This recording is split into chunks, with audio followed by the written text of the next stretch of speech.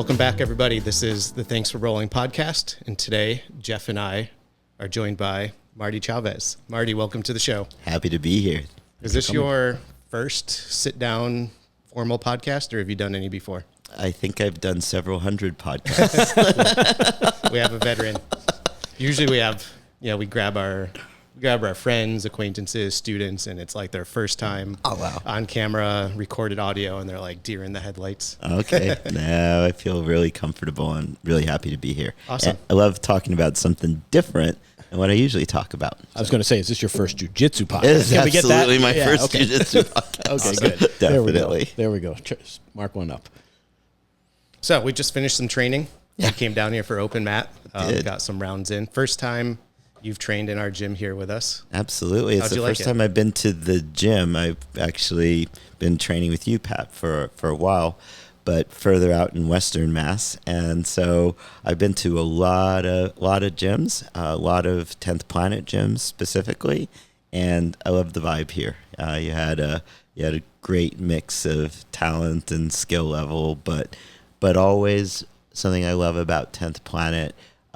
There's a vibe that I have come to love, and it was here for sure. I walked in, and usually I have a little bit of elevated blood pressure, like who's going to beat me up, and I don't know any of these people. And I didn't. Maybe if I felt that, I felt it for about 2 seconds, and then did a bump and slap and started tearing it up. It was Awesome. fun. Glad to hear Awesome. that. Yeah, that's great. So a little background for the listeners. So Marty and I got connected about a year and a half ago through mutual jiu-jitsu friend, Scott Ross. Scott Ross, Ventura. So Marty was training privately with Scott Ross out in California, and then Scott reached out to me and was like, hey, I have this student that I work with privately. He lives in the Berkshires. He's going to be moving back. Would you be willing to train privately with him at his house? He didn't say I have this old guy I've been training jiu-jitsu. He did not. He did not include a lot of detail initially. So Okay. the first thoughts in my head are, am I going to have to like pack up mats in my trunk and go like put mats down in somebody's living room and then pack them all up and go home? And, Oh no. so then he gave me a little bit more context, and then we got connected directly, and found out that you have your own gym set up, and how much of a passion that jiu-jitsu and fitness is for you, and the rest is history. Yeah, the gym even has a boxing ring. Yeah. That was underutilized until you and I got to it, and we don't box, but we do a lot of jiu-jitsu in that It's ring. got a padded floor and does the job just fine. Yeah. That's great. It is, by the way, my favorite place on the whole planet. Your home gym? That gym and that particular the center of it, which is that boxing ring with the padded mats. Awesome. Yeah, that's so cool. That's really cool to hear. And I've been on this something kind of a surprise to me. I just get all my friends to roll, and you know that, Pat, right? I always have people visiting from all over the place. Lots of my friends are in New York or LA, but really all over the place. And I seem to persuade just about everybody to roll on a Saturday morning, and often you're there, and you've even had me teach people, which has been a wild experience. I realize how much I don't know, and it's actually a really good way to learn. Like if I can describe it, then I probably have understood it at a much deeper level than I did before. Definitely. Yes, I would second that 100%. Yeah, I found it's a that big difference. so much better as a jiu-jitsu player, being able to teach other people jiu-jitsu. It's amazing. I'm just now starting it. If a year ago you'd asked me to teach somebody something, I would have just frozen up. But now what happens is I give it a go, and then I usually think, oh, I can't really verbalize it, but I could show you. And that's been amazing. I think Marty has introduced more brand new people to jiu-jitsu than anybody I know that's not a gym owner. I'm sure there's like 100 people, I would say, by now. I am fascinated by that because I've been doing jiu-jitsu for a long time, maybe even longer than you. Not that we're at the same level by any means, but I've been doing it for a long time. And I have not been able to convince a single one of my friends or acquaintances, family members, to even try it for a minute. it's funny. Like maybe I'm just not as good a salesman. No, I am a reasonably good salesman, and the circumstances help too. That's what I was going to say. I think the circumstances are it, right? So there's a lot of city people who are coming out to visit me. I've been a city person my whole life. Lived in New York City for the majority of my life, and then this is a getaway in the mountains with an awesome setup. Yeah. And then for jiu-jitsu, and then also they're kind of trapped. So that may help.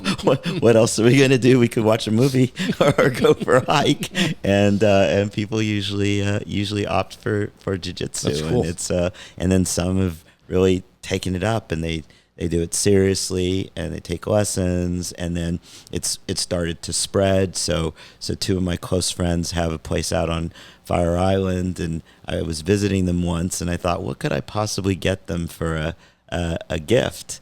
Since I'm their visitor, and obviously zebra mats. That's and brilliant. So they got. I brought some zebra mats out, and now whenever we're there, we roll. So yeah, it's spreading. Fantastic.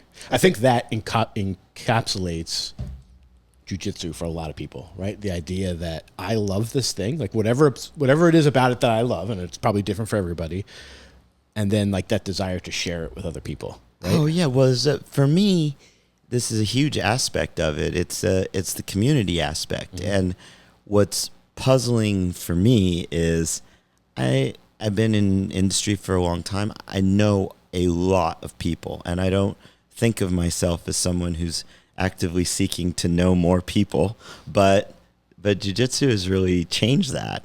And when I travel a lot for business, and the first thing I always do is Google and figure out where the jiu-jitsu studios are, and it doesn't really matter where it is.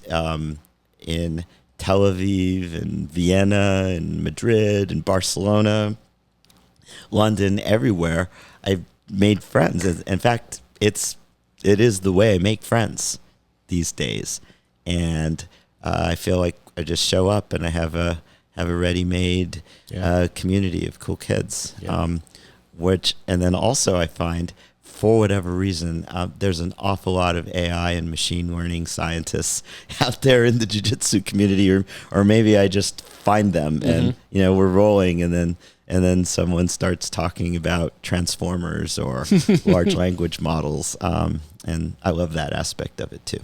Yeah, there's a meme that goes around every once in a while, and it talks about how when you go onto the jiu-jitsu floor, you have cops, you have criminals, you have scientists, you have old, you have young, you have 17,000 different skin colors. Like, it doesn't matter at all, right? And I always found that to be like, yeah, maybe that's what was missing from my life all that time, right? And now I have friends that I've known for a long time, and then I have my jiu-jitsu friends, right? Yeah. And it's like, I haven't made other friends outside of jiu-jitsu. You know what I mean? Like, those people already existed, and then everybody else additive has been from jiu-jitsu. I could say exactly the same statement, 100%. Yeah. Very cool. I think something I find, Admiral, that tells me a lot about you as a person is how much all of your friends just trust you to come and train with us, because it's usually a Saturday morning when they train with us, and we train for 2 hours on Saturdays, and they've never trained before. They've usually just traveled in the night before, make them get out of bed and early, early, and then come down onto these mats with us. And you don't take it easy on them either. No. One of my friends, Brian, the next day he was bruised like a peach everywhere. But I was putting him in my closed guard. Yeah, definitely. I probably went a little hard considering it was his first time. You remember those early days when you would wake up and you would have like the 4 fingerprints right on your arm? It's funny, right? like that happens at the beginning, right? But now it doesn't happen to him. It was really just right at the beginning, and it happened to me. There's a little bit of this is a science term, but there's some activation barrier to get over, right? The very first time I did it with Scott Ross, I got scraped up a fair bit, like my elbows and knees, and okay, is this going to happen every time? And I don't know why, but it faded away after a week, and then didn't happen again. Yeah. So we have this brand new woman. She's been training here, I think only a couple of weeks. She showed me a picture the other night of the next day after her first class, and she was like bruised solid from her knees to her toes. Mm-hmm. Covered in bruises, and she's like, "I've never had so much fun." Right, and then I don't know what happens. Do you learn how to avoid getting bruised, or do you toughen up, or the skin must toughen up, or something? Something is going on. Maybe it's kind of like I did some Muay Thai before, and I know your calves can actually toughen up after you get kicked a few times, or whatever it is. That I find that how I got into it is I had been doing Muay Thai, which I really enjoyed, but I was getting beat up a lot. Marty, and same, exact same. Yeah. You started with Muay Thai? Muay Thai too, yeah. Mm-hmm. And I thought, okay, this is not that sustainable. And I had a few moments where I went into the office and I was a little bit messed up, got kicked in the head, and I didn't really relish that, to be honest. And so I did some research about different sports. And look, at the time I did this research, I was 57. I'm 60 now, and I'm very much more conscious of mortality, and I wanted something that I could do for the next 60 years and really get into it. And other things I've been doing, like I used to be a big runner, but I was messing up my knees a lot, and so I really wanted something that I could engage in for the long haul, and jiu-jitsu kept coming up as that possibility. But then I remembered the first time I went to jiu-jitsu, and I bet this is an experience that a few people have. So a friend said, "Are you going to love this? I'm going to take you someplace." And he took me to a class, and there were 40 or 50 people in a crowded room in New York, and they were doing all this stuff, and none of it made any sense at all to me. It looked chaotic, and because I understood it not at all, it looked dangerous. And they said, "Oh, just jump in and do what?" I completely froze, and the whole thing was like a blur. All I could think about was, I don't want to be here. And that was my first experience. But then my internet search kept suggesting jiu-jitsu, and I read more people talking about it. And so I just had that idea in my head, didn't do anything about it, because all I could remember was this one experience where I had someone just took me there, no preamble, no nothing. And then something amazing happened. So one of my colleagues said, "I talked to your assistant and I put some time on the calendar, and she packed some workout gear for you, and we're going someplace, and you're going to love it." I'm like, "Okay, can you tell me a little bit more?" And said, "Look, I'm your partner in this business. Do you trust me?" "Of course I trust you." So we just went, and he took me to Hensel Gracie in Midtown in Manhattan, and it was just the two of us with Sapo, Rafael Natal, and his nickname is Sapo. And we had a 2-hour lesson, and it was a revelation. At the risk of sounding cheesy, it was like he'd opened the door to a whole universe, and I fell in love. I saw the intricacy and the beauty and the strategy and the complexity, and as a mathematician, I could see that it was really not theory, a branch of mathematics being applied with some sweat and cardio, and suddenly it hooked me, and I never looked back. I caught the bug right then. So what was the time period between that first class where it was a blur and then this class? 5 years. 5 years. Oh, wow. 5 years had elapsed. And in the last part of that 5-year period, that's when I was aware that I needed something that I could do long term, and jiu-jitsu had come up, but I did nothing at all about it, right? And so I think it's something I think about. And maybe it goes back to what we said earlier about how I'm always introducing it to jiu-jitsu to people and people to jiu-jitsu. The context really matters.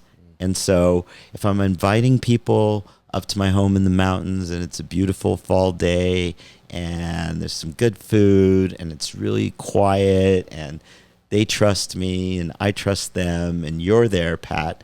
It's just people say yes, and then they get hooked. Whereas for me, just showing up at a class is not the way to not the way to my heart. Yeah, I can see that. So I think it's relevant to your jiu-jitsu journey to give everybody a brief background on your professional life, because I think, as we'll talk about more in jiu-jitsu, like the way you train and the places you go and who you train with is, you don't always recognize it, but it's very, very different from your average jiu-jitsu student. I know you said you've done hundreds of podcasts and interviews, so people can get the full details elsewhere, but you can give us the cliff notes. The cliff notes. So I'm a computer scientist, and I'm from Albuquerque, New Mexico. I've had a colorful journey as a computer scientist. I've had various moments in my life where someone just showed up and said something to me, and that was a turning point. So I was 10 years old, and my father said, computers are going to be the future, and you're going to be really good at computers. This was 1974. I don't know how Dad knew that in 1974. Then a few years later, I got to college, and one of the professors said, the future of biology is computational, which was a crazy thing to say in 1981. So I majored in biochemistry. And then I wanted to get a PhD in computer science, and my mom wanted a doctor in the family. So we split the difference, and I did an MD, PhD program, PhD in artificial intelligence in medicine in the late 80s. My dream of artificial intelligence really died at almost exactly the same time I got a PhD. We all realized that the compute power was too low for solving problems, really real world problems, not toy problems, in medicine. So we were all casting about for something different to do. Interestingly, and I love telling this anecdote, one of my colleagues in the program in AI and medicine at Stanford said, computers too slow to solve problems in medicine, but we could use these AI techniques to solve an interesting and easier but important problem of what movie to watch tonight. And that was Reed Hastings, of course, who went off and started Netflix. I did not go off and start Netflix. I around that time got a letter from a headhunter from a bank in New York City that I had never heard of. And the headhunter said, I've been asked to look for entrepreneurs in Silicon Valley with PhDs from Stanford in computer science and ship them to New York. And you were on my list. And I thought, oh, my college buddies all went to New York, and I am broke, and AI is not working out. And so I might as well go have a look. But honestly, I was not taking it seriously. I thought of it more as a free trip to New York. I went to my interview, got an offer, figured, okay, I'll work here a year, possibly two, and pay off my student loans. And I stayed for 26 years at Goldman Sachs, and showed up at exactly, well, kind of on the early side when people with my skill set were starting to show up on Wall Street. But I was in the early batch, not the first. And there, working on the trading floor, people would look at me and say, can you show me where the printer is, and can you help me reboot my PC? And I got a fair amount of those questions, but at the same time started learning the trading business and understanding where math and computers could make a difference, and that worked out unbelievably well. I was a co-creator of a piece of software on Wall Street where we started off saying, why don't we understand the trading business by building a digital twin of it? And this concept of building a digital twin of something was powerful. because you could, for instance, lose piles of money and then say, oh, that was just a simulation. And then you could say, where did it go wrong? And then you could do something in real life so as not to have that happen. And that loop really gave the firm an edge, and it drove my career in something that I think nobody would have foreseen. The quant computer math geek, me, I became the co-head of the trading business, and starting off with stocks or equities, and then going on to the entirety of the trading business. I was chief information officer, chief financial officer of Goldman Sachs. Just did a bunch of different things, but it all came out of software. Mm-hmm. And so, yes, I'm a computer geek who ended up working on Wall Street for a long time, still working on Wall Street.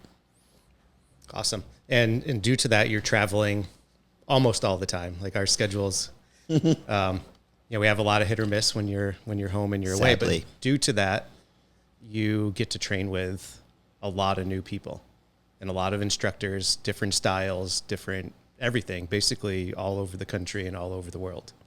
That has been a joy, and that's actually been a theme in my career.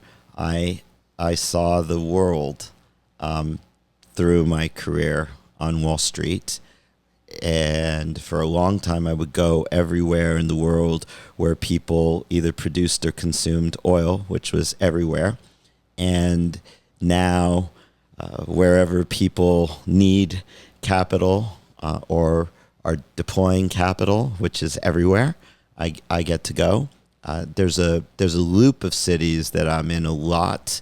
It's London, New York, DC, San Francisco, LA, but there's many other places that I will go randomly, and I always look up, as I mentioned, the Jiu Jitsu studios, and often I will write ahead, and I will these days just show up at a class. Honestly, after that very first experience of showing up at a class, which was not a positive one, it took me a while to say, okay, I can just randomly show up in a class. And that still is maybe not my favorite way to encounter a new city and a new gym. I do like to have a private get to know the black belt who's the leader of the place, and maybe then go to a class. But what I have discovered is, and I actually think it's kind of funny, I think it's wonderful, I'll go to one black belt and he'll say, do it this way. And then another black belt will say, never do it this way. Mm-hmm.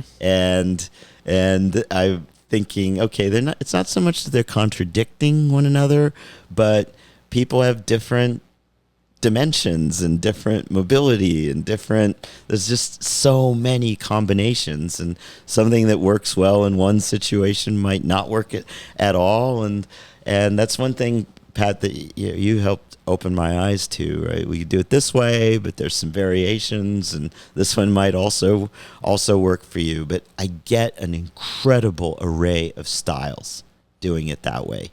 Most of the gyms are 10th Planet, but not all of them.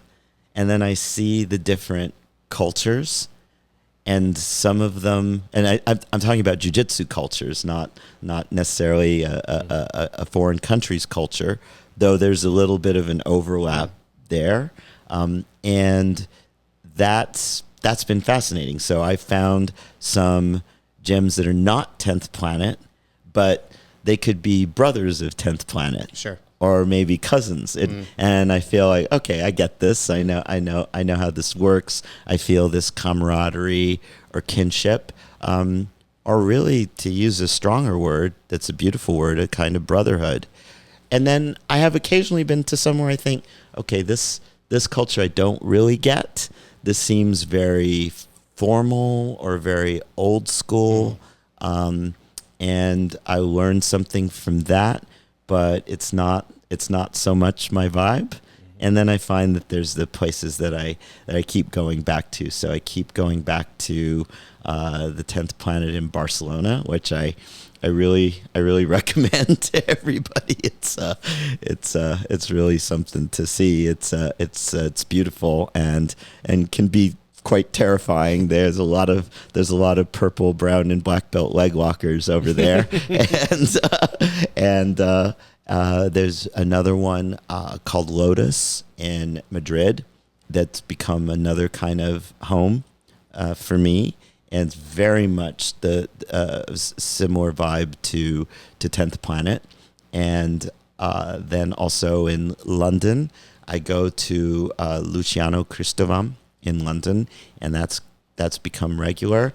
And then while I'm talking about gyms, of course I must include way up at the top of the list the 10th Planet Ventura, Scott Ross and Matt Dempsey. I lived in LA for a year right coming out of the pandemic, and really got to know them, and they really worked with me hard and on a regular basis. That was when I didn't have to travel much, and so we got a lot of regular sessions in.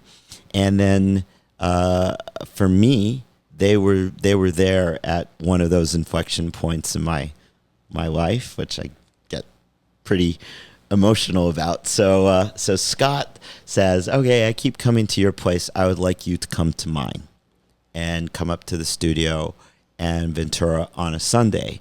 And we're going to do this thing that we call Shark Tank, but don't let the name put you off." And I said, "What is a Shark Tank?" And he said, just come and check it out." I said, "Well, I'd really like to know what's going to happen." And he would say, "Well, I'm not going to tell you what's going to happen. Don't worry about what's going to happen. Just come." And so I asked him if I could bring my kids. They're 8 and 10 now, so they were 7 and 9, or maybe 6 and 8, something like that at the time. And my kids, I just said, "You want to come and watch Papa do some jiu-jitsu?" And they were like, "Yeah, of course we're going to come." So I came with the kids, and there were these two twins, Damien and Dominic, who were so good with the kids. They made my kids feel right at home. And then there was the Shark Tank. I have to say, I don't know if Shark Tank's a standard thing in jiu-jitsu, is it? So the idea of Shark Tank is the format is the exact positions that you did there. Those are variable. That can vary. The format is standard. The concept? Yeah, one person stays in, keeps getting fresh attackers. Okay. Well, that person was me. Mm-hmm. And I have to say, the whole thing was such a blur. I honestly had no idea what was going on. Like, I felt viscerally that I was going to be the person to be attacked, but they explained it, and I didn't really get it. And he said, "Well, just get in the middle, and then there are going to be 10 people, and they're going to come at you, and they're going to first all do side control, then they all do mount, and they're all going to get on your back." And just, he didn't even tell me what the goal was. Yeah. At some level, I figured out that the goal was to live to see another day. If you can make it through this. You can make it through this. And I'm in the middle of it, and I remember they said, and this might be a little variation on the Shark Tank rules for the new old guy, but they said, we're going to pause everything for 10 seconds. Just take some breaths. And I took some breaths and continued. And I saw my kids there on the side. And my kids have never paid such close attention to anything. They were just completely absorbed in watching their dad get mauled. And at the end, we all stood up for the picture.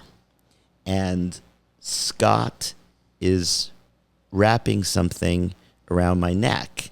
I'm like, what is he doing? And I'm looking up at the motto of 10th Planet Ventura. It says, "Enlightenment through pain." And he's like strangling me with this thing. And I said, "What is it?" And he said, "It's a blue belt." And I said, "Okay." And then he said, "It's your blue belt." I just started crying. What an awesome story. Yeah, I could cry. I just so emotional. Yeah. I'm looking at my kids, and it was a turning point for them as well. Before, jiu-jitsu was something that I insisted that they do, and now it is on the short list of a few things where they just throw on the gi and they are ready to go. It changed their whole approach to it. And now when I'm traveling, my daughter, who's 8, leaves me vlogs. She's going to be a vlogger when she grows up. And the vlogs, she never tells me what she did all day or asks me about my day or tells me about her friends. The vlogs are exclusively she's talking about jiu-jitsu techniques. And it's fascinating. She verbalizes. She said, first you do this, and then you do that. I can't verbalize it the way she does. And she's quite detailed, and she's quite accurate. And you can see her brain working as she's turning what she learned into words. And it's become an obsession with her, too. One night I was giving her a goodnight hug, and then before I know it, she's got her legs around my head, and she's about to mess me up. So I think it's beautiful. That's fantastic. Yeah, it's fantastic. So 5 years from your first class to when you went to your private with Sapo, what year was that? So I went to my first private. So it was just coming out of the pandemic. So it would have been early 22. Okay. And did you have just that one session before you moved to LA, or did you have some time? So that's good. So I had maybe 10 sessions with Sapo after that. And then we moved to LA a few months later for 3 months during when it's really cold in the Berkshires. And then in that 3 months, I would have 3 sessions a week with Scott Ross and Matt Dempsey from Ventura. And they come over, and I didn't have to travel, and people weren't traveling that much. It was still the coronavirus still going around, and so I was really very regular on that and on that pattern for those 3 months. Then came back east again, and had to go to New York very frequently. So I would see Sapo regularly. During that period. Then we came back to LA for 6 months, and that's when I was very, very regular again with Scott and Matt. And at the end of that 6 months, which is now taking us to April of 23, yeah, that's when I got the blue belt, and then you and I started rolling in May. Yes, when I came back to the East. So it's been a little over, like you say, about 18 months. Yeah. Awesome.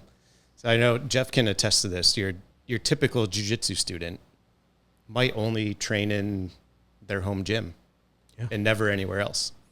Like, we encourage people, go cross train if you have friends that train somewhere else, go to their, like you saw, we had a bunch of visitors from Open Mat today. So we encourage that. But I think just because of, life and schedules and work and families, most people, they go to their couple of classes a week at their gym, and that's all the jiu-jitsu they know for year after year. Well, I'm at the opposite end of the spectrum. I would say where I'm very consistent is even when you and I are not meeting up because I'm traveling, in that time, I hope you can tell that I'm still at it. You're always training. I'm always training. You always come back. You got something new you're working on. Some new revelation you figured out while you were gone. New problems you want to solve, or things where I'll remember 90% of it, and then we'll attempt to reconstruct the last little bit, and I get very frustrated with that sometimes. But when I knew that I was really hooked, as I started, I have 2 regular kinds of dreams. Some dreams are about software, where I'm solving a problem in my head, and the rest of them are about jiu-jitsu. That's great. Yeah. It's funny you say that about solving problems, because this is a little bit of a sidebar, I guess, but early in my career, I was a developer. I originally got trained on COBOL, right? That was my very first thing, but moved into database administration, things like that. And then moved my sweet spot is project management, and spent a lot of time in IT project management. And when I did that, one of the things that I found I was missing was that satisfaction of figuring out how to solve a problem, right? So I'd be coding something or be figuring out how to do something in a database or whatever it was. And, you know, when it clicks and you're like, oh, I just figured it out. I remember I'd like want to stand on my chair and be like, I am the smartest man in the world, right? And then once I got into project management, I didn't have like that satisfaction of figuring something out or like solving a problem on my own was gone. Other people were getting it, right? Yeah. But I was more orchestrating. And I'm curious for you, do you find that same feeling now, whether it's in business or I guess or in jiu-jitsu, right? But, you know, as times change and our roles evolve and we start doing other things, like, I don't know, for some reason that has always stuck with me. And I haven't been in the development space in probably 25 years at this point, right? Well, like, so I definitely understand where you're going with that. So one of the great blessings of the way my career's evolved is on Wall Street, I had all the jobs, and I don't really feel that need that I felt as a young man to prove stuff. And for a long time on Wall Street, the progression was managing people. This is actually something that's suboptimal on Wall Street. You'll take a really great investor, banker, or trader and make them into manager. Yeah. Where if they turn out to be a good manager, it's more luck than anything else. You don't really teach them. And I was, at least, I thought I was okay at management, and I got promoted and did more and more of that. And then I remember people were telling me, if you're actually writing software, you're doing the wrong thing. And that for me was terrible because I loved writing software. I loved that feeling of solving a complicated puzzle. Right. And I love that torture of working on a complicated puzzle for days, weeks, months, and thinking this might be the first time in my career where this bug conquers me. But then I remember I will always find that bug. It might take a real long time, but eventually I will do it. That is such a satisfying feeling. I know that feeling of wanting to stand up in your chair and say, Eureka, I've got it. But then as I became more and more of a manager, I got to where at one point I had 25,000 people in the organization that I was leading, and I was never writing software. Right. And I simply, I did it for decades, and I didn't want to do it anymore. So after 13 years as a partner at Goldman Sachs, and then 26 years in total working there, I retired, as we say at Goldman Sachs, which is doesn't mean retirement in the classic sense. It just means that you're moving on from Goldman Sachs. And I thought a lot about what I wanted to do next. And I had time to think about it because I retired and then the pandemic started like the next day. So all the plans I had of doing all the travel and things that I had, personal travel that I wanted to do forever, but just didn't have the time and space for, and I was going to do it. All that went out the window, and up in the Berkshires with my gym, and thinking a lot about what I wanted to do next. And so now I do not manage. I've taken myself out of the management business, and now I just do the things I love. I love working on deals. I love creating a deal out of nothing. And I love creating software out of nothing. And for me, in my brain, jiu-jitsu is problem solving. It is exactly like being a software engineer, except you get a community, you work on flexibility, and you work on cardio, and it's incredible for fitness. And I see people. I just went to a dinner in New York. Two of my old Goldman partners were there. One of them gave me a hug, and he stepped back and he said, "Dude, what are you doing?" And I I said, what do you mean? And of course, you're rock solid. It's ridiculous. What are you doing? And I said, well, doing a little jiu-jitsu here and there. Just dabbling. just dabbling. And, it's changed my life. It's changed my appearance. It's changed how I feel about myself.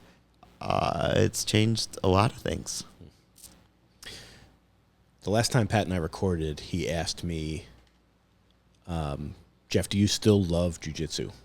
Right? And then my answer was like, not like I used to love it, right? I don't love it like I used to love it. I love it differently now. And I can't really imagine not having it in my life for all the reasons you're talking about, right? Like that satisfaction of problem solving, the community, right? That's a big thing for me, right? Like the friendships that I've made, be able to do stuff like this. And I just kind of lost my train of thought. But it's interesting to me when I come across people and I can feel the love for it, like coming off of you, right? Or like another people in our gym, right? Like it's I find it to be like energizing because all the things you're saying are things like, yes, I've definitely thought those before, but maybe I've kind of pushed them back in my head in the last several years, right? But it's like, how long have you been doing? When did you start?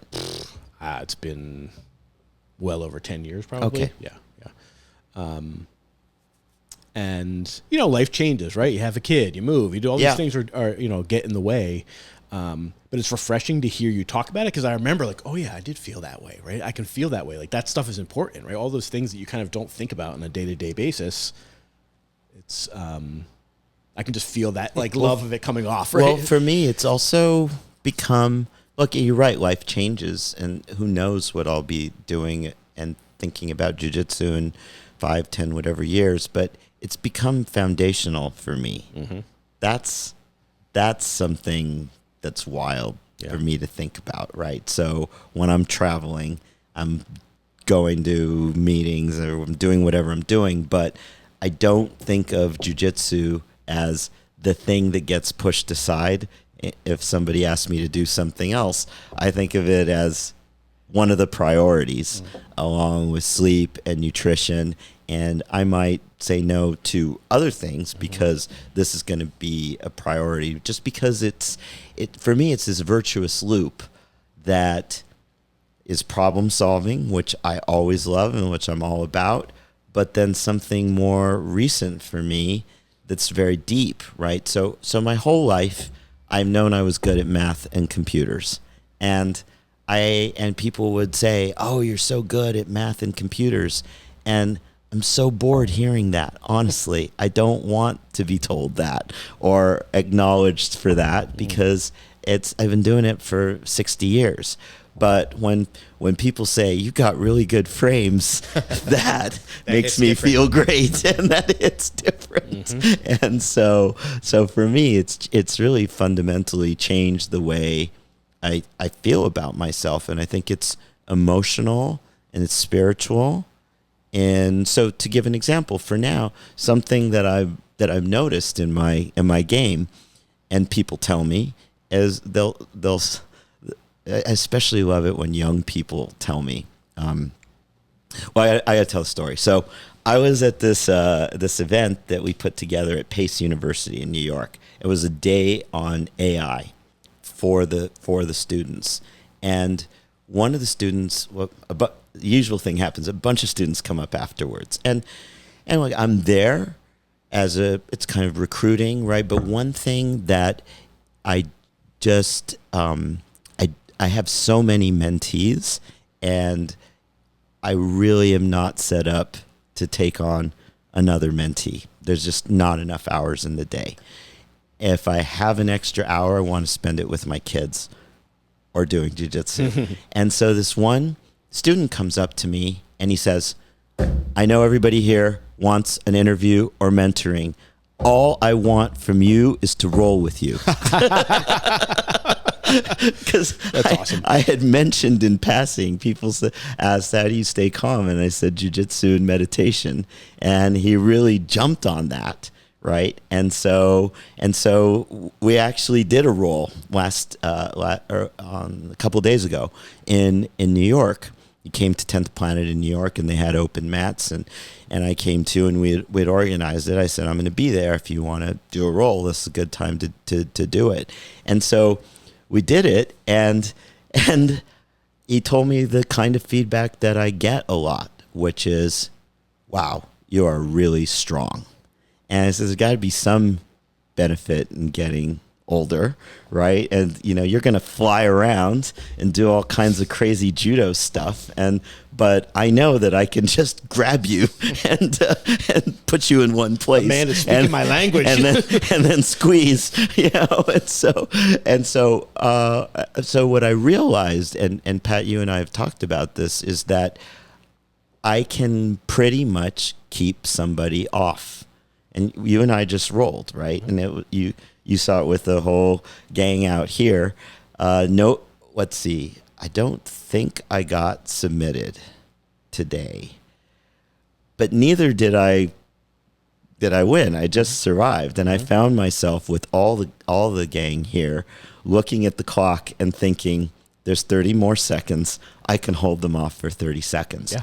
But there's something where I know some attacks, and I know I could get on top, and I know I could go on the offense, and I just don't.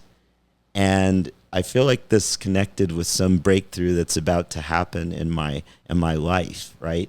To me, I see that I've got this defense and I've got strength, and I can get through to the end.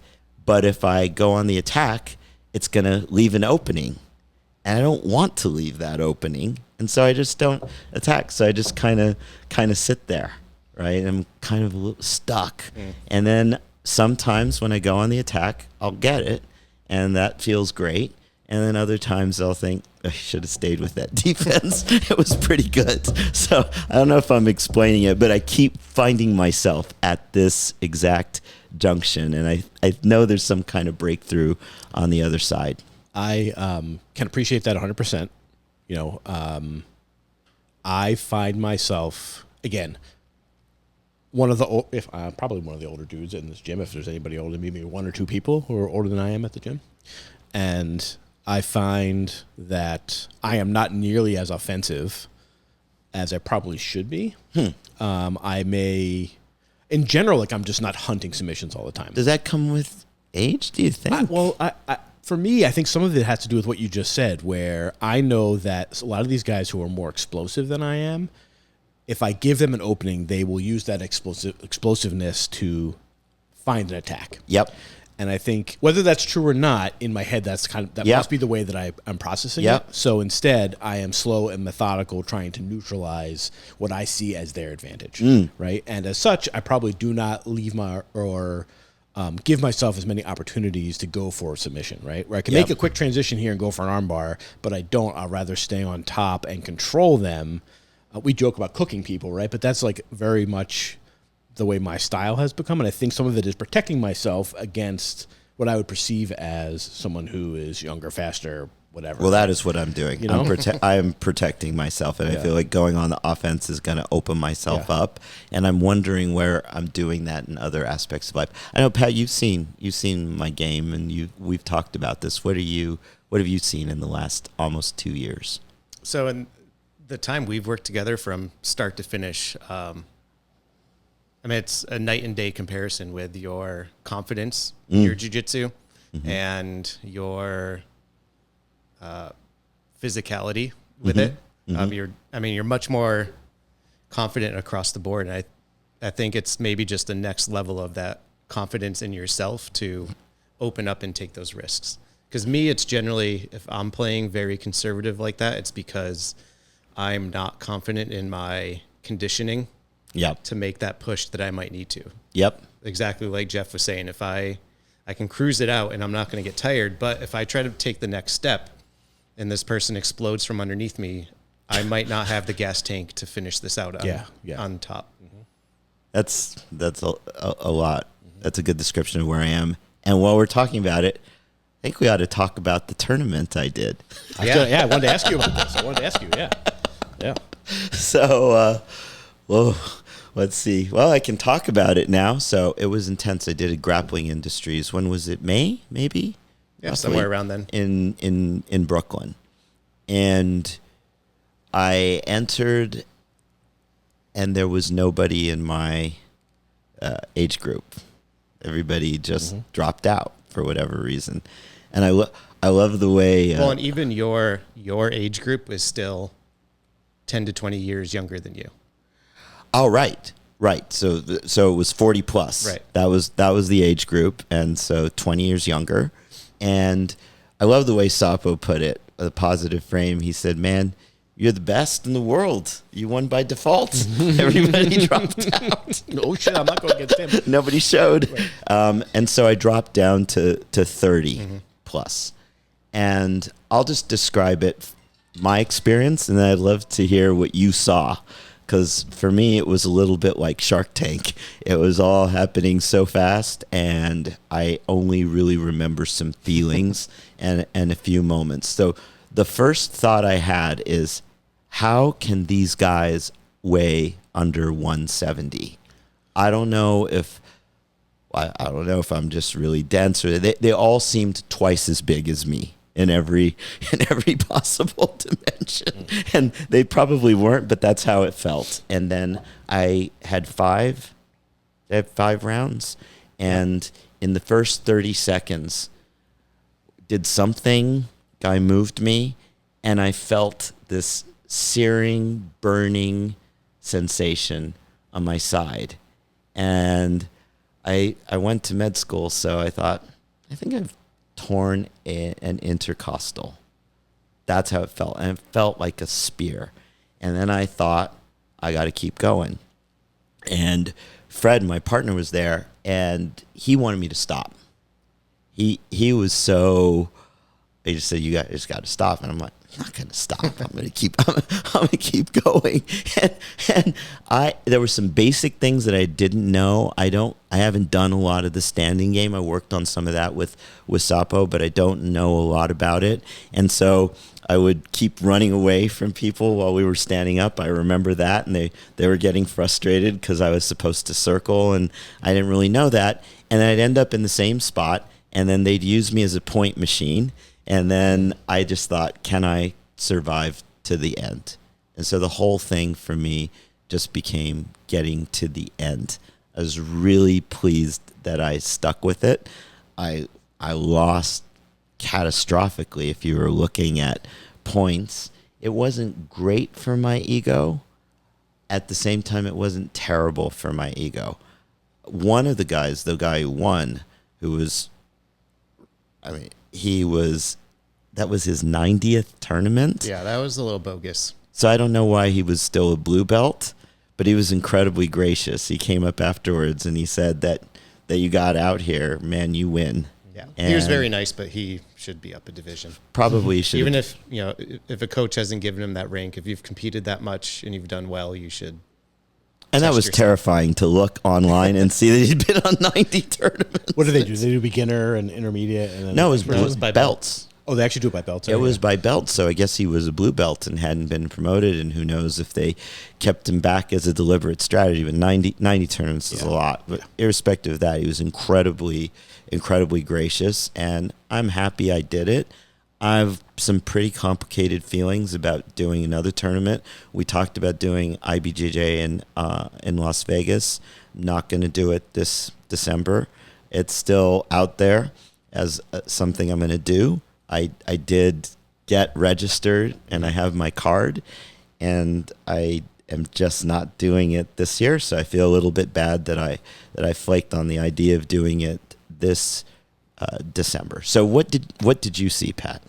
So, I mean, first of all, for me, it was a very proud coaching moment just to see you push through some adversity physically and psychologically and just finish that out and go through all those matches, because you had to have had a feeling in your mind it was just going to be more of the same, right? Looking at who you were up against and just, you're feeling the size gap and you're seeing the age gap. Like it's not expected that you would walk in and win all of those matches. That, as much as people want to ignore it, the youth is definitely a factor when it comes to grappling. But I mean, as far as the actual matches, it's it was very indicative of a person's first tournament. Like we see it all the time. It's very rare that we have a student that will go to their first tournament and perform the way that they do in the gym and do the things that they've always done. And usually if they do, it's because they have some kind of extensive wrestling background or some other combat sport, and they're able to block out all those extra feelings and emotions. But almost everybody, myself included, go out in that first tournament and it's almost like a blackout moment. Yeah. 100%. 100%. You can't see, you can't hear, you don't do any of the moves that you think you're going to do. You try a bunch of moves you've never done before. I have no memory of I know I did a tournament and I could not tell you.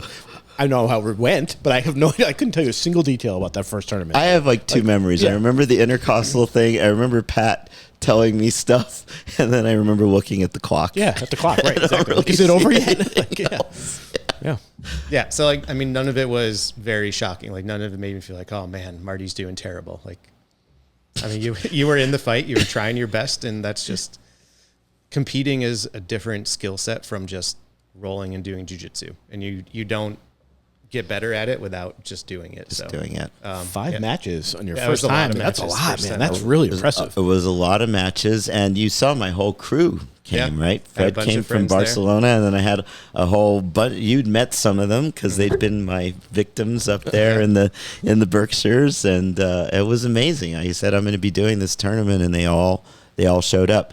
Jeff, I want to come back to something you said about being the OG, right? I have only once in the hundreds of places I've been met someone who was older. Yeah. There was one time, this was amazing. It was at Burning Man. There is a jiu-jitsu tent at Burning Man. No kidding. It was called Settle It Like a Man. That's awesome. I thought if I want to have a jiu-jitsu tent at Burning Man, I'm going to call it Name the Location. But there was someone there who encouraged me. He's the reason I did the tournament. He said, you really have to enter a tournament. And he was 70. And afterwards I told him about it, and he said, wow, I'm just so proud that you took me seriously. I wasn't sure that you would. So it was a transformational experience, and I'll be back. But wow, it's here's another thing I love about jiu-jitsu beyond all the things that we've talked about. I realize how in many areas of my life I only do things that I'm really, really good at. And otherwise I don't do it.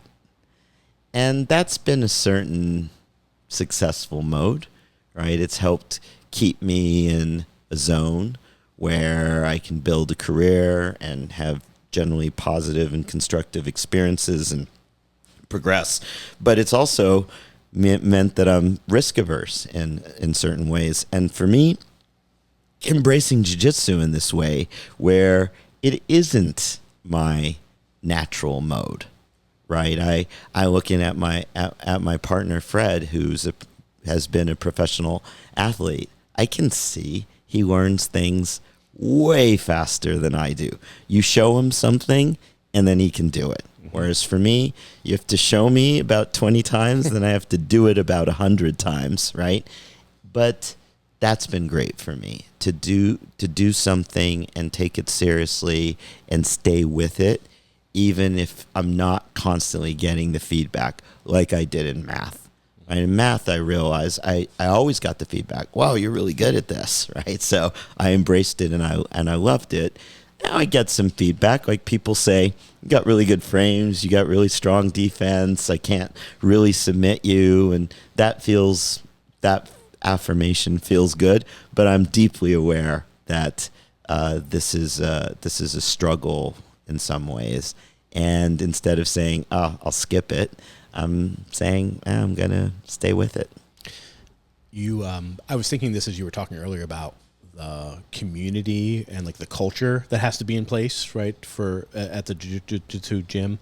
And for me, I was literally thinking this as you were talking. What you just described is exactly why it's important to me, in the sense that I am doing something that I am not particularly good at, right, and I'm putting myself in a vulnerable place mentally emotionally, but also physically. And I'm allowing myself to potentially be dominated by another person, right? Put myself in some type of danger, right? And if that community isn't the right one to allow us to feel those things, right, it's not going to be successful. So if you went someplace where you didn't feel safe being able to be dominated, right, or uncomfortable, or doing something you're not good at, right, that jiu-jitsu place would not be someplace you would go back to, right? Because I think all of us feel like we don't necessarily want to be doing things we're not good at. Right. And this is definitely one of those things, right? Like, so, like, if I wasn't comfortable, you know, before I came to this gym, I was at another gym for 6, 7 years, however long we've been here, right? 5 years, I guess. And I was very comfortable. Like, that's where I learned everything. And then coming here, it was like, oh, shit, I got to go to a new gym. Like, I don't even know.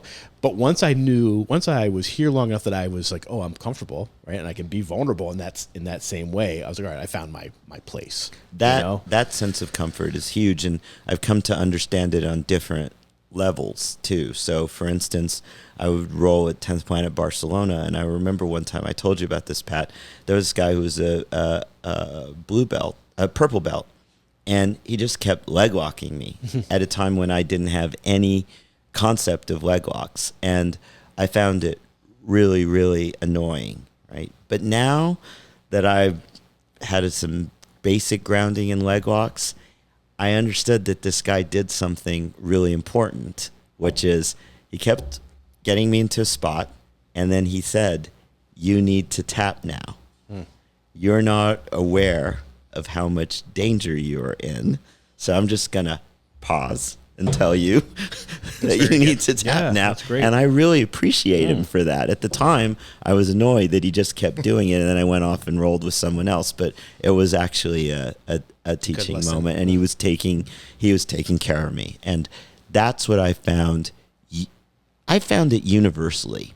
I've never, in the hundreds and hundreds of people I've rolled with, I've not run across a single person who was trying to hurt me, other than the classic white belts who they don't know any better. They don't know what they're doing to you. So I feel like now it's my job to make sure they don't hurt me, because they just don't have the awareness of it. But that's a certain safety, and that is really valuable. I deeply understand that if I do get hurt, and I've had a few little things like getting kicked in the ribs that are not pleasant. I haven't had any actual injuries. Even that intercostal thing that was really painful for a few days, it faded after a week. I know that if I get really hurt, it was probably because of my ego. Like 99% chance that it was my ego, 1% chance that it was a freak accident. Yeah. Been there.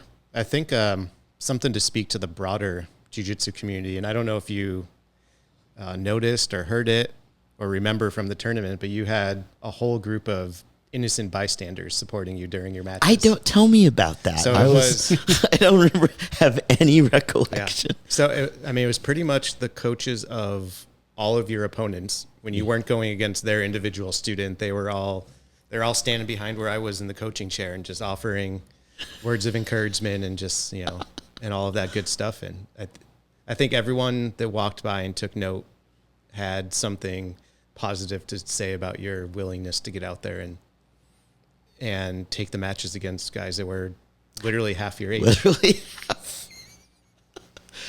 It really is a meditation on aging too, right? Where I've thought about that a lot. I thought there's a part of me that does not want to accept that I'm getting older. And of course I am. And then I know rationally, right? I just think about it. There's no 60-year-old star football players out there in the NFL, right? So it is just a fact. It's just a biological fact. What I do appreciate about jiu-jitsu is that there are aspects of getting older that can be an advantage. And I'm learning that, right? I'm learning that I am older than everybody else. I'm almost always stronger than everybody else. And on a good day, I can be a lot more patient than everybody else. I just rolled with one of your young guys. I don't know, maybe he's 22, something like that. Bill's like 22. 22, right? And he's telling me I'm becoming much more patient. Pat's been talking to me about patience as we're rolling. He's giving me this little background. He's right? probably full of shit. Pat's been talking to me about being more patient for years. And in the last year, I finally understood patience. And as he's saying this, I'm thinking, he'll be patient until he's not. Mm-hmm. And then there was 1 second where he got impatient and then I got out, right? So I'm learning like there are some things that I can do. Like I can step out of the situation a little bit, maybe in a way that would have been harder for my 22-year-old self, and look at it and evaluate it. And that has been powerful. There's probably more that you're not even aware of, right? Like the ability to stay calm in a stressful situation, right? Just like the experience of being around the block, right? And knowing your body differently than someone who's older. Like those are things I think about for myself, right? Like there's not too many positions you're going to put me in here that I haven't seen before or that I'm going to freak out about, right? And just being able to stay calm. I think like I was having that conversation with Fred. I said like, people are freaking out all the time. And that's one of the first things I tell people when they first start is like, you got to breathe, man. You're going to throw up or you're going to pass out. And I don't want either of those things to happen. So like, just some of that self-awareness, I think, is a huge aspect for being an old guy out there, In my first 2 years of jiu-jitsu, I look back on it and I realize I was trying to bench press my opponent a lot. Mm-hmm. And it was getting me into this loop where I get really sore. And then with all the soreness, it made it hard to sleep. I wouldn't get sleep, so I wouldn't recover. Mm-hmm. And then go do it again tomorrow. And then go do it again tomorrow and think, this jiu-jitsu is really, why am I doing it? It's really stressing me out. But it was all self-inflicted. Mm-hmm. Right now, I go out there, I'm much more comfortable. You saw me today. Mm-hmm. I just go and say people you want to roll. I do avoid people who are much, much bigger than I am. That is definitely a thing, but I'm much calmer and I'm not bench pressing them. And they'll get me into some complicated spots. And I think, okay, I can stay here a long time. Right. It maybe is a complicated spot, but I'm actually okay here. Yeah. Mm-hmm. Right. And make them, one of your guys, I made him work on something for 5 minutes, and he was getting there millimeter by millimeter, but I was looking at the clock. Mm-hmm. And if he'd had 5 more seconds, I would have been done for, but he didn't have 5 more seconds. Yeah. Just a year and a half ago, you had a really hard time mentally with being stuck in those bad positions, and you've improved tremendously in your ability to survive. And we were chatting mid-round out there about the importance of being hard to kill. Yeah, and how that's kind of an unofficial criteria here to be a blue belt is you have to be hard to kill. Right, and I'm definitely hard to kill. I stay a lot calmer. I realize I'm a little bit notorious in the 10th Planet system because I travel around so much for laughing a lot. Maybe might be more like giggling, but I just find it really funny. The situations I get myself in, or you had a smile on your face the whole time. The whole time, right? Yeah. I think it brings out the kid in me. I love seeing how much you enjoy it. There's a time and a place for people to be really serious. If you're a professional competitor, and your career is to win jiu-jitsu matches, then you need to be serious with your training. But this is your hobby.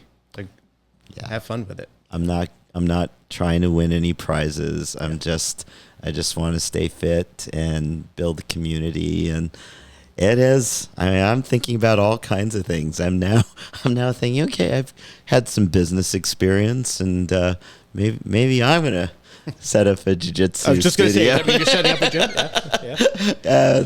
It won't. When you hear it's happened, it won't be the strangest thing or a huge surprise. It's become that much of an obsession, and I'm starting to think about where would it be and how would it be it would be I would definitely want it to be part of 10th Planet, but how might it be different? Fred and I are talking, can we integrate it with climbing? He's a climber. I'm always. You can tell from his grips. Right? Yeah, no, he's got death grips. His grips are death. You don't want to get into his grips. But I'm thinking about other things. Like there's one of the fitness chains that I know because I evaluated it for investment purposes. They make all their money on the smoothies. So why not have some smoothies associated with it too? And what would be next door? And have you told them about your Jiu Jitsu collective idea? Oh, okay. No. Well, no, what's that? Tell me some other time. I can't let it out of the bag. Okay. That's an off-air discussion. Oh wow, that's a big tease. But I definitely want to hear about it. But look, I think jiu-jitsu's on the cusp of something. You guys have watched it and you've been in it much, much longer than I have. But it's seeping into the public awareness in a way that's different in the last few years, maybe post-pandemic than before, right? I'm easily able to get people to watch a UFC match with me, where they maybe wouldn't have a few years back, and I'm always able to talk people into trying it out, and a lot of people are expressing curiosity. I know in the LGBT community, it's kind of on the fringe of awareness, and a lot of LGBT people are thinking incorrectly that they might not be welcome, and that's just not been the case with me at all. And I think that's a huge, huge untapped market. So I'm pondering that as well. Awesome. Watch the space. Yeah. How much time do we have? As much as we want. Just debating whether I should swap recording media. I want to ask you, Marty, about the competition thing. Because, again, you said something that resonates with me. Were you thinking about, first, I'll ask this question first. Were you thinking about like Masters Worlds in yes. the IBJJF Masters Worlds or yes. like No-Gi Worlds? No-Gi Worlds. Okay. No-Gi Worlds. Okay. In December. It's in Las Vegas, first weekend of December, I think. So I've been debating, I've like had it in the back of my head that I should do the same thing, right? And I've like put it off because, I don't know, for whatever reason, right? I just don't feel like I'm ready to pull the trigger on that. And I need to have enough runway in my life to A, get mentally ready, and B, get physically ready, right? And I'm curious to you when you said that, you're like, I'm not going to do it this year, but I'm thinking maybe a year out from now. Like, why is that for you? And again, I'm curious, maybe I'm asking selfishly because I'm curious, like, are we thinking about the same way, or like, why do you say that? So I postponed it this year because it wasn't a great reason. It was just complicated logistically with this year's schedule to do it. Is a lot of things around it. The way my business works, like a lot of businesses, there's a calendar cadence to it, Sure. And it really builds up from Labor Day around up till Christmas, and this. Getting stuff done at year end. Pretty terrible time, right? That first week of December is definitely when it's still building and not when people have said, okay, we're gonna take a break for the year end. So that's one thing. If I'm honest, that experience in May with Grappling Industries in Brooklyn was super intense for me. And I'd like to have some more experience. And I do need to spend a little more time with the standing game. I'm pretty sure I'm always going to pull guard, but what happens right after that, right? I pulled guard, got people into my half guard, and then pretty much just got stuck there and would just squeeze, and then they'd pass, and then it was a point machine, right? And so I've got some better approaches now, but I think, okay, now I can get them into half guard with lockdown, and it'll be a lot more stable, and I know some things to do after that, but I'm still in this thing I talked about before, which is, okay, we could stay there, but I got to go on the offense. Yeah.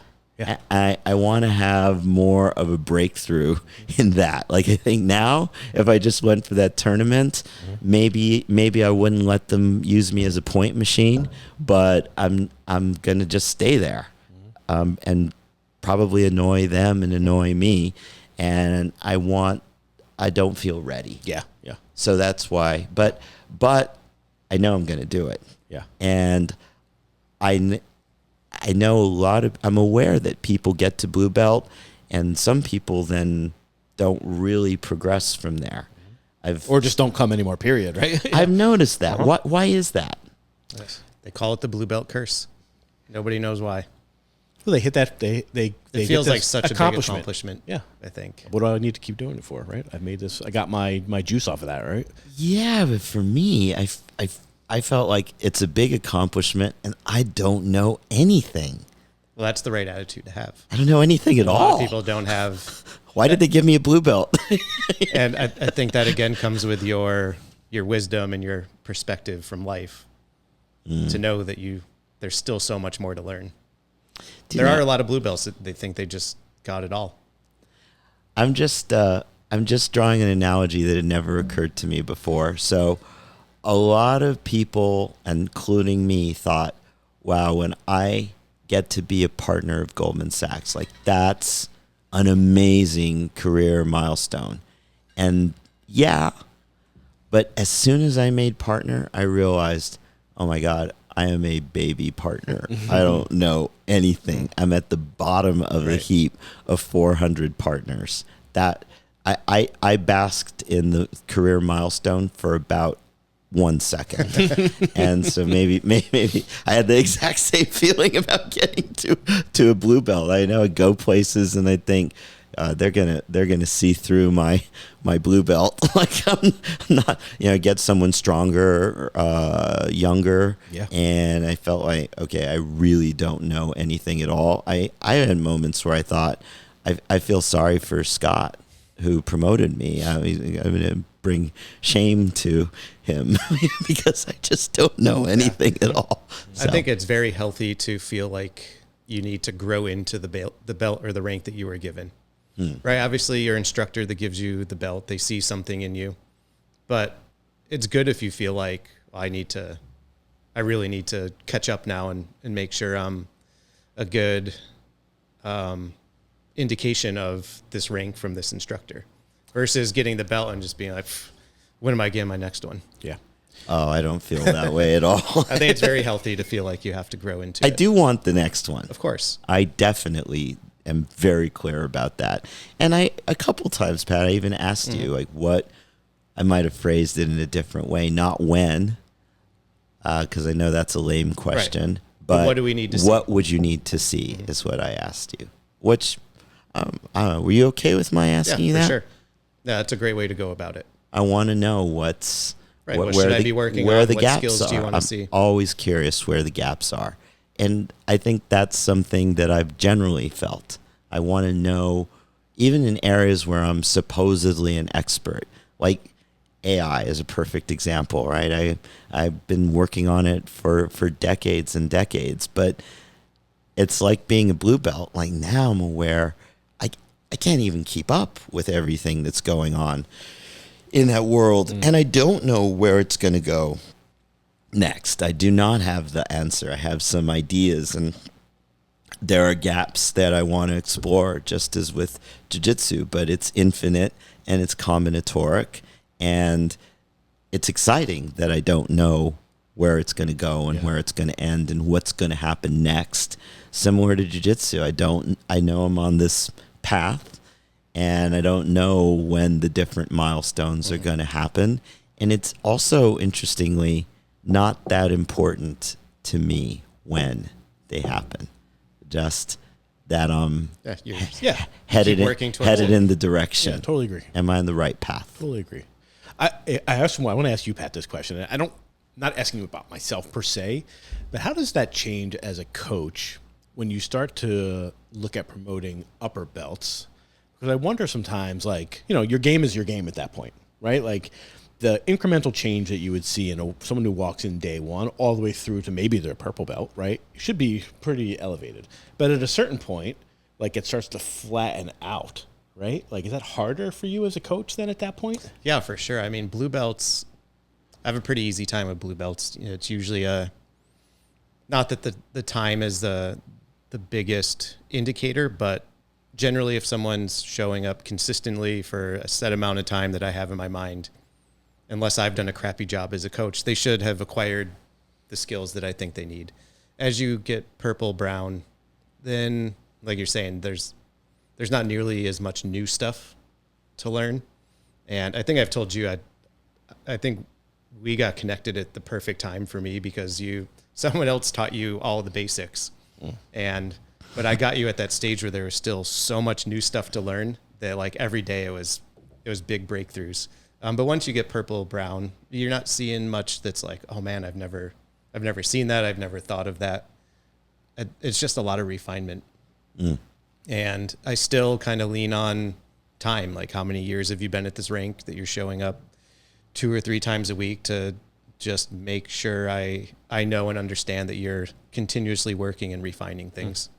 It's not like, some places they have the criteria, they have the belt test. You got to know X, Y, Z techniques. I've never done it that way. I've always taken just a more personal approach to each person.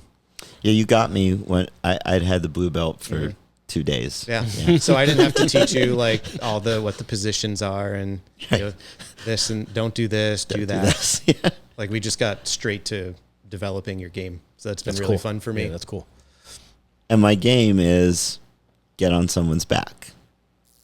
I was going to ask you that if you have, because it took me a good 5 years to figure out like, oh, what am I doing? Like, why am I trying to play guard? Like, I'm a top player. Like, what am I doing? Finally, like that door, like you were talking about the breakthroughs, right? Like that door opened for me and I was like, oh shit, like what? I need to be on top. Like if I'm letting people get on top of me, I'm doing something totally wrong. I do it now out of laziness, unfortunately, but like when I was like more actively trying to develop, I was like, what am I, like my game is this. Well, I got on your back. You did. I know. I know. And then I couldn't quite make it happen after that. And we talked about experience of defense, right? We talked about it, right? It was probably not exactly at the optimal position on your back. But usually when I get on someone's back, it's gonna work out. So you definitely taught me something there.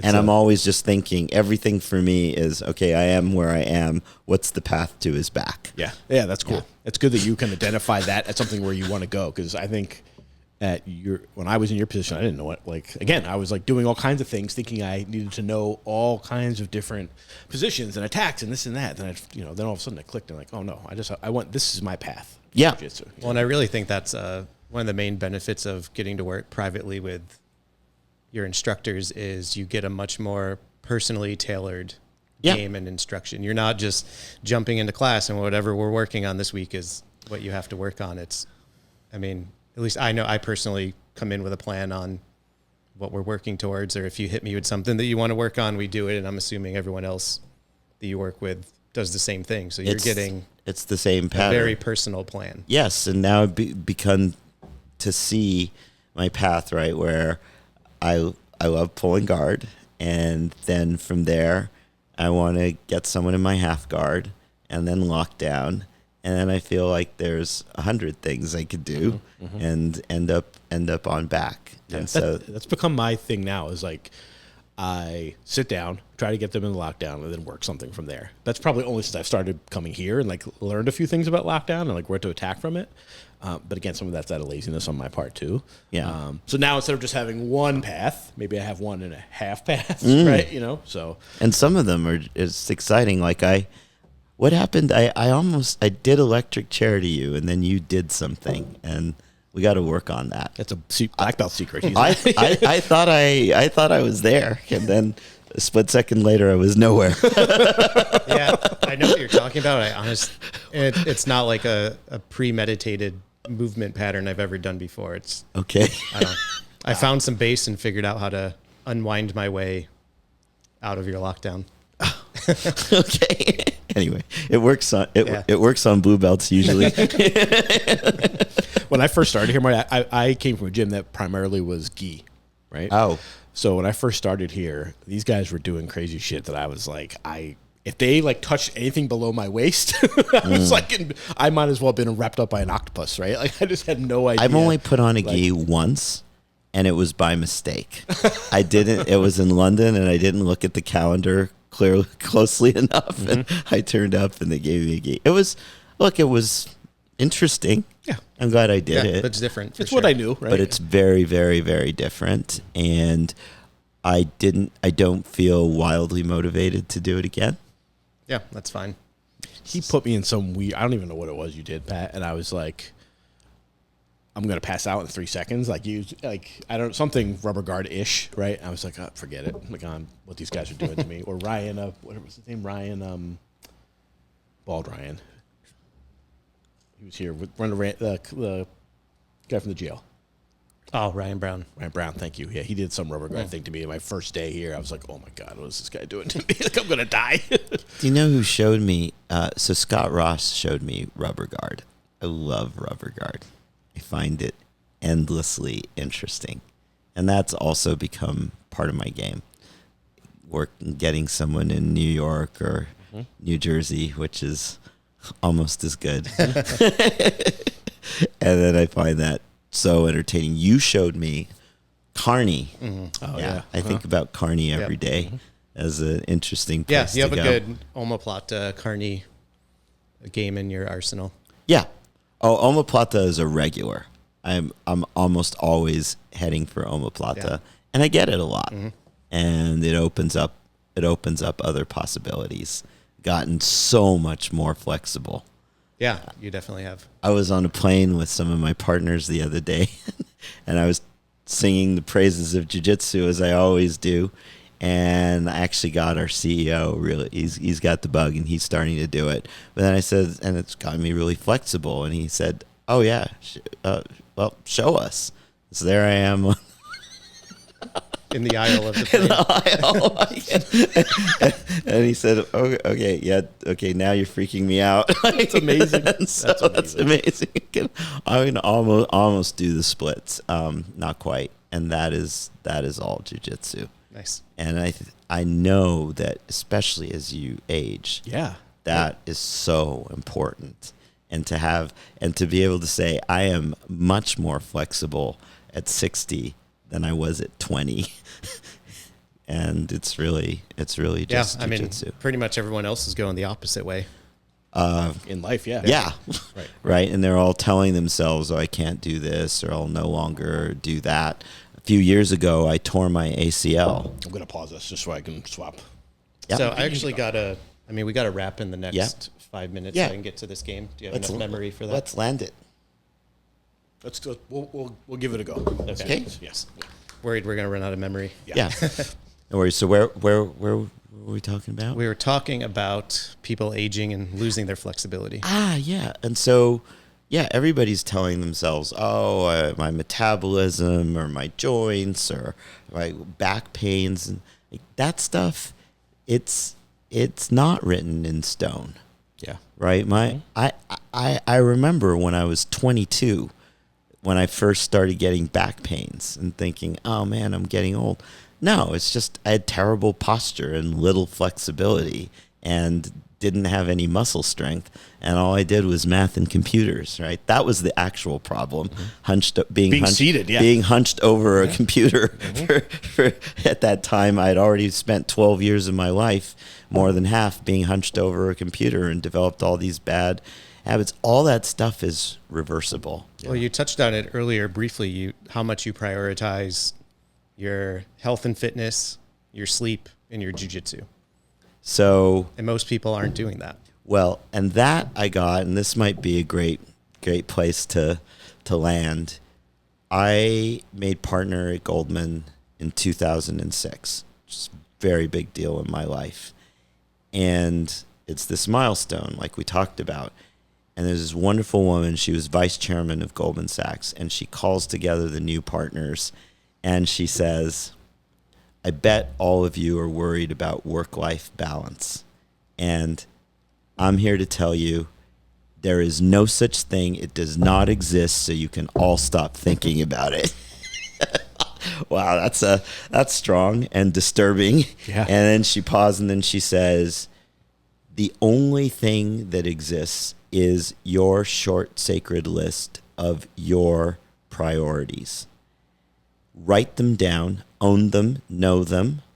Don't count on anybody to know them, help you with them, care about them. Not your boss, not your spouse, not anybody. They're yours, and you cannot have it all. That's a lie. You will get what you prioritize. We've all got 24 hours in the day. So when someone says, I don't have time, what that person is actually saying is, it's not on my list of priorities. Spot on. Imagine if everybody said that instead of I don't have time. This is if they were just authentic and said this is not a priority. Yep. And then she said, make every decision according to your list of priorities. Another problem is when people, like this would happen on Wall Street. Everybody says, my priority is my family. All you have to do is look at them and see what they do day after day, or talk to their families. And you'll know. And you'll know that that's just looking good. It's not the actual priority. So I thought a lot about this, and I came up with my list, and it's just my list. It's not like it's a great list or the right list, but it is mine, and I live by it. And I would always say to people on Wall Street, if the firm is your number one priority, I think that's cool. I support you. I also think it's creepy, and I don't want to hang out with you. And if the firm is not on your top 3 list, you are in the wrong place. You should go. You'll be happier. We'll be happier. The planet will be better off. And so for me, my top priority is my peace of mind. And how I think about that is, to have peace of mind, I need to sleep, I need to eat, and I need exercise. And I particularly need the exercise I love, which, as we've established, is Jiu Jitsu. And that enables me to show up for my second priority, which is my family. And if you talk with people and talk with colleagues, they'll say, yes, for sure, the kids come first. And I'm happy about that. And there have been trade-offs. And even still, I feel like travel work takes me away from my kids way too much. And then my third is work. And I will tell people, like people I'm dating, if you get in the way of my work will win. And so let's please not go in that direction. And so I'll end with that by saying that Jiu-Jitsu has really given me a completely new way of thinking about life. I had an appointment with the doctors doing this whole scan, and he said, you're amazing. The Jiu-Jitsu is really working. Don't ever stop, and plan on living another 60 years and of healthy life and doing Jiu-Jitsu the whole way. Awesome. Yeah. So before we wrap, I told you I prepped you for one question we were going to ask you. Do you remember? Oh, no, and I've forgotten. Okay, let's see if I can We answer ask everybody, if you're making your UFC debut, what is your walkout song going to be? Of course, I have to say, We Are the Champions by Queen. There we go. Thanks, Marty. Thank you, guys. Thank you for joining us. I know you have a very packed schedule, so I do. appreciate you taking some time with us. Such a pleasure. Thank you.